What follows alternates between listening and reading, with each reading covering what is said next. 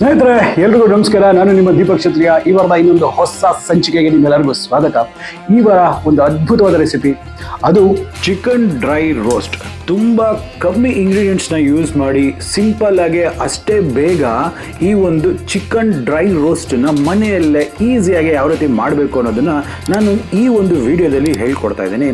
ಈ ಒಂದು ರೆಸಿಪಿ ಇದೆ ಅಲ್ಲ, ಅನ್ನದ ಜೊತೆ especially ghee rice, matar rice ಅಥವಾ ಜೀರಾ ರೈಸ್ ಇರುತ್ತಲ್ಲ, ಆ ಥರ ರೈಸ್ಗಂತೂ ಇದು ತುಂಬ ಒಳ್ಳೆ ಕಾಂಬಿನೇಷನ್ನು, ಅಷ್ಟು ಅದ್ಭುತವಾಗಿ ಬರುತ್ತೆ. ಮತ್ತಿನ್ಯಾವುದೇ ತಡ ಮಾಡ್ದಿರಾ, ನಡೀರಿ ಪಟಾಪಟಿ ಒಂದು ರೆಸಿಪಿನ ಮಾಡಿಬಿಡುವ.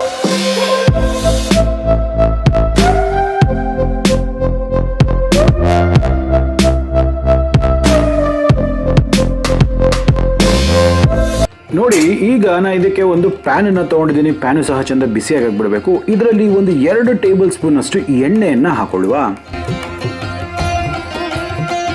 ಎಣ್ಣೆ ಚೆಂದ ಬಿಸಿ ಆದ ನಂತರ ಒಂದು ಅರ್ಧ ಟೀ ಸ್ಪೂನ್ ಅಷ್ಟು ಜೀರಿಗೆ,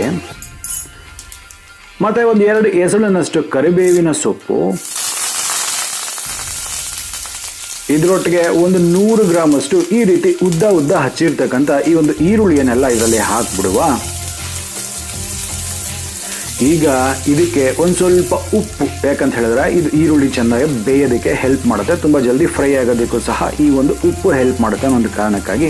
ಸೊ ಈಗ ಏನು ಮಾಡಬೇಕಾಗತ್ತೆ, ಈ ಈರುಳ್ಳಿ ಅಂತಕ್ಕಂಥದ್ದು ಸ್ವಲ್ಪ ಗೋಲ್ಡನ್ ಬ್ರೌನ್ ಆಗೋವರೆಗೂ ನಾವು ಇದನ್ನು ಹುರಿಬೇಕಾಗತ್ತೆ.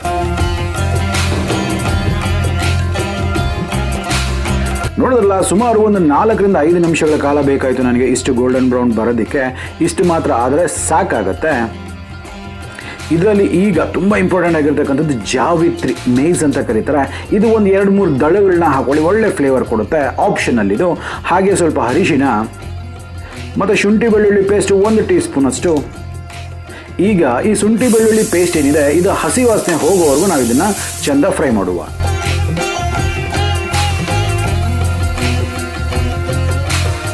ಪರ್ಫೆಕ್ಟ್.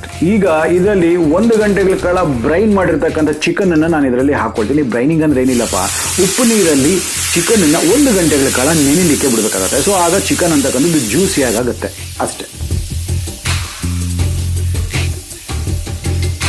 ಈಗ ನೋಡಿದಿರಲ್ಲ, ಈ ಚಿಕನ್ ಎಲ್ಲ ನಿಯರ್ಲಿ ಒಂದು 40% ಕುಕ್ ಆಗಿದೆ. ಹೆಚ್ಚು ಕಮ್ಮಿ 5 ನಿಮಿಷಗಳ ಕಾಲ ನಾನು ಕುಕ್ ಮಾಡಿದ್ದೀನಿ.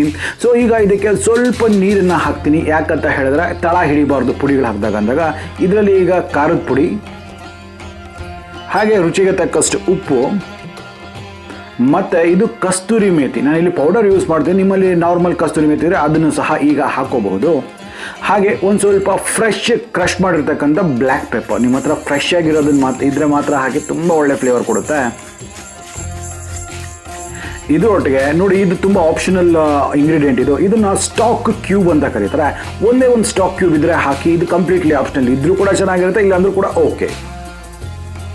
ಈಗ ಇವೆಲ್ಲನೂ ಹಾಕಿಬಿಟ್ಟು ಇದನ್ನು ಚಂದ ಒಂದಕ್ಕೊಂದು ಹೊಂದ್ಕೊಳ್ಳೋ ಹಾಗೆ ಮಿಕ್ಸ್ ಮಾಡುವ.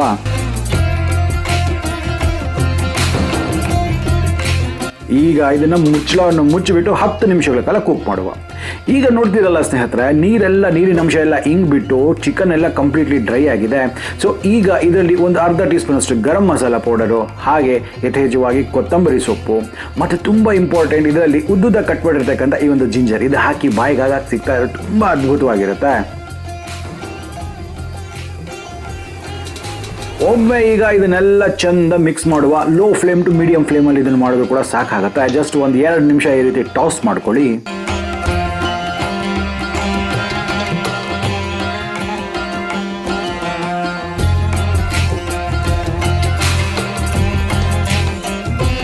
ನೋಡಿದ್ರಲ್ಲ, ಸೂಪರ್.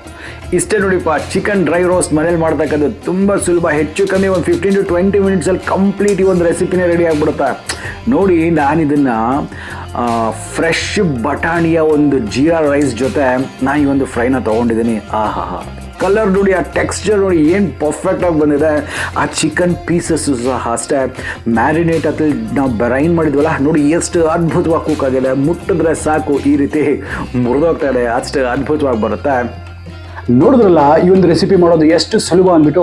ಇಷ್ಟು ಈಸಿ ಒಂದು ರೆಸಿಪಿ ಮಾಡೋದು, ಟೇಸ್ಟ್ ಮಾತ್ರ ಅಲ್ಟಿಮೇಟ್. ನಾನು ತೋರಿಸಿರ್ತಕ್ಕಂಥ ಸ್ಟೆಪ್ಸನ್ನ ಫಾಲೋ ಮಾಡಿ ಪರ್ಫೆಕ್ಟ್ ಆಗಿರ್ತಕ್ಕಂಥ ರೆಸಿಪಿ ನಿಮಗೆ ಬಂದೇ ಬರುತ್ತೆ. ಹಾಗಾದ್ರೆ ನನಗನ್ಸುತ್ತೆ ನಿಮಗೆ ವಿಡಿಯೋ ಇಷ್ಟ ಆಗಿದೆ ಅನ್ನೋದು. ಇಷ್ಟ ಆಗಿರೋ ನಮ್ಮ ಚಾನಲ್ ಸಬ್ಸ್ಕ್ರೈಬ್ ಮಾಡ್ಕೊಳ್ಳೋದನ್ನ ಮರಿದಿರಾ. ಹಾಗೆ ಪಕ್ಕದಲ್ಲೇ ಬೆಲ್ ಐಕಾನ್ ಟಚ್ ಮಾಡಿಬಿಟ್ಟು ನೋಟಿಫಿಕೇಶನ್ ಆಲಿಗೆ ಮಾಡಿ. ಆಗ್ತಾನೆ ನಮ್ಮೆಲ್ಲ ಅಪ್ಡೇಟ್ಸ್ ನಿಮಗೆ ಮೊದಲಾಗಿ ಸಿಗ್ತಾ ಇರುತ್ತೆ. ಹಾಗಾದ್ರೆ ಮತ್ತೆ ಇದೇ ರೀತಿ ಭೇಟಿ ಆಗ್ತಿರ್ತೀನಿ. ಅಲ್ಲಿವರೆಗೂ ದೀಪಕ್ ಚಿತ್ರ ಸೈನಿಂಗ್ ಆಫ್ ಅಂಡ್ ಜೈ ಹಿಂದ್, ಜೈ ಕರ್ನಾಟಕ, ನಮಸ್ಕಾರ.